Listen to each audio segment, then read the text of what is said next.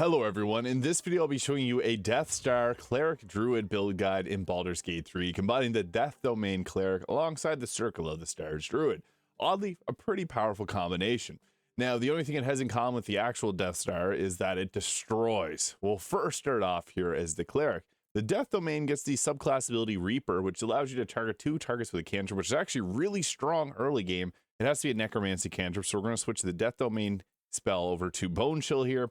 And then with the Cleric spells, we can take the Bursting Sinew and Toll the Dead. Toll the Dead is going to be the greatest option for damage if the target doesn't have full health, because then we can do a 1d12 to 2 different targets at level 1, which is really good. Sacred Flame has a dexterity save, so don't use it against goblins. This is a wisdom save, so it's going to have a higher hit chance in the early game. And Bursting Sinew is good too if you want to. But the Death Domain is really about using your cantrips early game, but it does have great scaling. Now, for our ability scores, I would actually recommend going in and building around we're going to build around a few stats here. So I think it's best to have at least 16 dexterity, 16 wisdom, and 14 constitution. You can swap these stats around if you prefer having more health.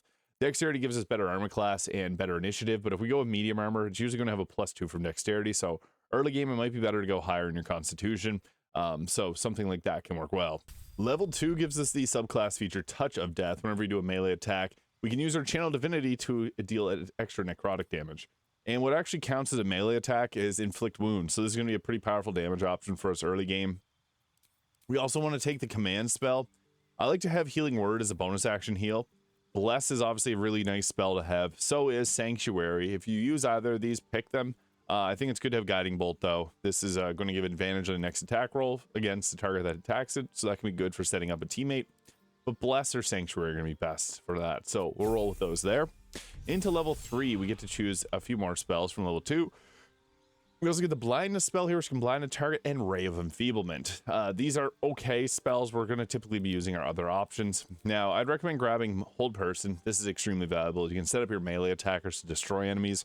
Also, Spiritual Weapon is good. As a bonus action, we can create a Maul, which the Maul can daze a target, giving disadvantage on wisdom saves, which Hold Person's a wisdom save. So it kind of sets itself up here. Into level 4, we get a cantrip, and we also get a choice in feat. So we're going to take guidance there, and then we can go ahead with retake and bless. And for our feat, alert for the +5 initiative is great if you want to make sure you go first. Ability score improvement to buff up our wisdom is also a good choice. Now, what's cool about this build is we're actually going to be a massive debuffer for the enemy, so it fits perfectly as a Death Domain Cleric Star Druid. But I'll show you how to do that. Level 5, we get ourselves the Animate Dead spell, which you can create a undead. This is useful for soaking up hits away from your teammates. And Vampiric Touch, which does 3d6 of necrotic damage and heals you. We want to grab the most powerful spell, Spirit Guardians, which has necrotic damage. At next level, we can then ignore any resistances to it. Perfect. And then we also got Mass Healing Word as a nice option, and Glyph of Warding as well, if you want to go with either of those. Now, at level 6, Inescapable Destruction, ignoring resistance to necrotic damage. That is really good. Just a bit more survivability. If you play as a half-elf or an elf, you can use Glyph of Warding Sleep on yourself if there's a bunch of enemies nearby and you can put them all to sleep. So that's a nice little option for that. So we'll roll with that. You can also take Revivify if you prefer having that over Scrolls. At level 7, we get Blight, but I think this is the best choice to add in our Star Druid here. So we can get Shillelagh. Shillelagh is nice early game because you can use that on a torch to get extra damage, and Thornwhip to pull closer together is also nice. Now, there is overlap with the Cleric spell list, so we're going to take anything that we can't grab from the Cleric. So we got Thunderwave, Longstrider, Fog Cloud, Ice Knife. You can also swap some of the spells around if you want to take more of the Cleric spells, or take different Cleric spells at a higher level. At level 2, this is when we can take the Circle of Stars. What's nice with the Circle of Stars is the starry form. So this can put you into the Chalice, Archer, and Dragon forms. And with these, you get a lot of really fun abilities. So the big thing is the Star form Dragon will give you the Dazzling Breath, which is great. But also you have an increased concentration hold. Anything lower than a 10 is considered a 10, basically. So much better chance of holding your concentration. But what's also nice is the Archer form can do Luminous Arrow, which is also pretty useful to have. Now, we can go ahead here with taking another spell, Enhanced Sleep. Anything that's really not going to use any of your, anything that doesn't overlap with the Cleric. So there's a couple ways we can go about doing this. Continuing up to level 6 of the Druid will give you the ability to do the Omen of Weal or Woe. This can change the dice rolls for your teammates, and as I mentioned, it's kind of a buffer, debuffer style class, so I'm going to go that way, but you can take another level here, the Cleric, and then you can get Blight, as this is a nice damaging spell, and ignores resistances too, which is pretty good, but we want Spirit Guardians. It's the big spell from here, so we can actually continue on with the Druid, as if you want to get the Omen of Weal or Woe to protect your team, that can be good. But you can also go all the way rest the levels with the Druid or the Cleric if you wanted to. But I just find it isn't as strong as getting the Omen of Weal and Woe. So we'll continue on this way with the going with the Druid. And again, we're going to reapply some of the spells here. I'd also recommend grabbing Spike Growth can be good. Moonbeam plus Sanctuary is good. We can also grab Hold Person here, but that's something we can get from previous class. It really depends. Gust of Wind is also nice for the pushback, so you can go with that too. You see, you can push someone off of a ledge. That's always a nice option. Level 4 gives us another cantrip there. We can take resistance, then we get ability score improvement. We can take up our wisdom all the way, and then prepared spells. That works fine. Again, alert's another good choice. At level 5, we get our wild strike, which is fine. We're not going to go into wild shape often. We also get some more damaging spells we can go with, like Call Lightning. Sleet Storm is great to have to stop concentrations. And I'm also a big fan of Plant Growth, because Plant Growth can completely shut down without requiring a concentration. We also get another star map, so we can shoot another guiding bolt for free. At level 12, this is when we get our Cosmic of Omens. Cosmic Omen, whenever you long rest, you consult the stars for a Cosmic Omen of Weal or Woe. This gives you an increase or decrease attack rolls and saving throws to enemies or your team. So again, being a buffer, debuffer style class, it works perfectly. And you also get to use 3 of those. We also get the Owlbear form, which is nice if you wanted to use that. You don't have to, but it's a choice. And yeah, we lost all the other level 3 spells there. So we're going to roll with that. Just make sure that you have all your spells correctly assigned here, because sometimes they can get removed if you're swapping around between classes.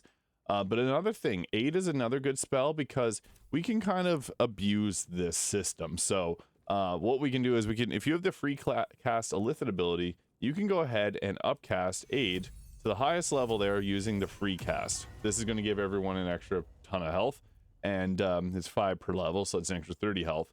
Now we lost our free cast, but little pro tip, you can actually reapply it by going to one of your other characters, and let's say we use guidance on them. So boom, guidance, bless, any of those work. You go back, you have your free cast again. So that's a free way to get Aid and pass it on to your entire team. So for the best gear available, I think that it's best to stack Radiating Orbs with this, because if the target isn't weak against radiant damage, we can apply that really easily. So that's one of the biggest benefits of the Star Druid itself.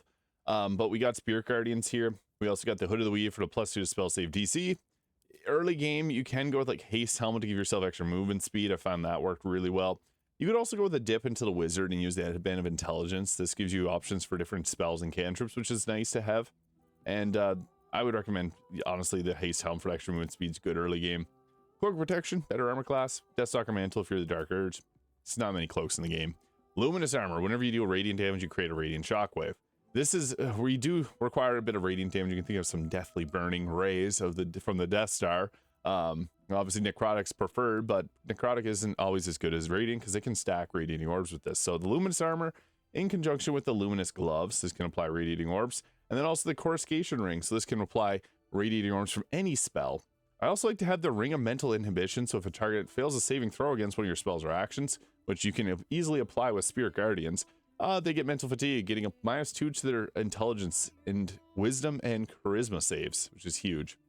I've also got the Amulet of Greater Health for better survivability, although the Amulet of Devout can also be a good choice too, to give yourself that extra channel divinity. And then also, I like the Boots of Stormy Clamor to stack Reverberation, because we're stacking a lot of conditions here, so those work very well too.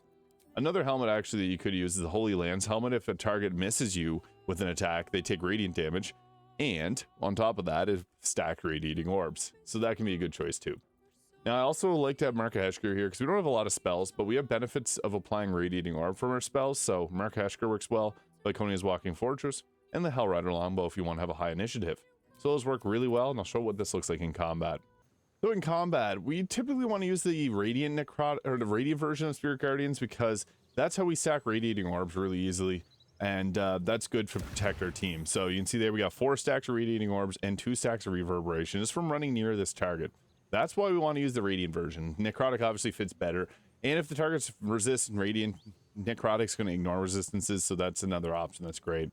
I would recommend for spells. Now, we have some decent ones if we didn't have a concentration, like Call Lightning's good outside of this. But we always want to have our Wild Shape up whenever possible, so the Dragon form here, it'll only use a bonus action, so that's fine.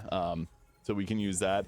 If you're in a sticky situation, you can use the Owl Bear as well if you wanted to, because that'll give you a bunch of extra health. But the big thing here is we need to get into good position, because we have spells like Thunderwave, and especially if we use the Marka Heshker staff here, we got the Bolts of Doom giving us extra spells here. So this obviously is a little bit different, and we have to wait till late game to get that. But our early game options for damage are Inflict Wounds, Bone Chill, Toll the Dead, and Guiding Bolt. But what we'll be doing here is I'm going to use one of these spells here to try and apply as many Radiating Orbs as possible, and also, I guess, take down a lot of enemies. But Radiating Orbs is really the best way to debuff enemies, because you get a -1 to their attack rolls for every turn that you have. And you can see there, that's -4 to attack rolls on this target here. Proccing opportunity attacks obviously isn't a good thing that you want to do, but sometimes it's best just to run up and be able to apply the Spirit Guardians onto the enemies. So yeah, sometimes you get lucky and reverberation stacks up as well. That's the thunderclap sounding noise that you hear. But yeah, we're even getting mental fatigue on a lot of targets, which is kind of funny.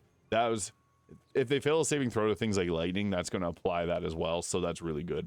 Anytime that we see targets in a bad position that we can use a Thunderwave, that's typically what I use. They obviously save there. It's not ideal, but yeah, our Radiant options are going to be good. We have some decent Necrotic options as well for the early game, but once we get to the higher level, we have much more freedom.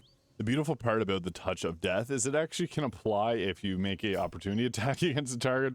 So that was enough to take out that one there. It's kind of funny. Now, where you have to be able to get close to targets to really succeed.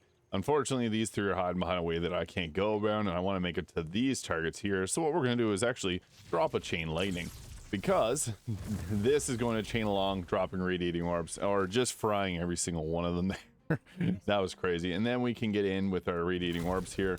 I also went ahead and upcasted Spirit Guardians here. You can use the free cast or the staff's free cast there if you wanted to, because yeah, Spirit Guardians is extremely strong. So we want to have that as strong as possible, because you can see there, it's going to take out most targets. And then we also have Dazzling Breath too. So we can use this as another option, which is going to also further stack Radiating Orbs, or just finish the enemies off entirely.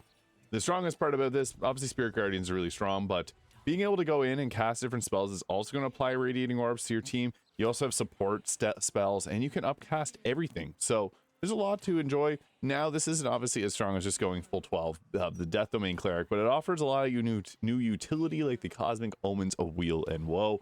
So I think it's fair. There's some people asking for something like this, so I just thought I'd make a video on this, and let me know your thoughts in the comments. Let me know what build you'd like to see next in Baldur's Gate 3. Hit the subscribe button below if you haven't already, and I'll see you all in the next video.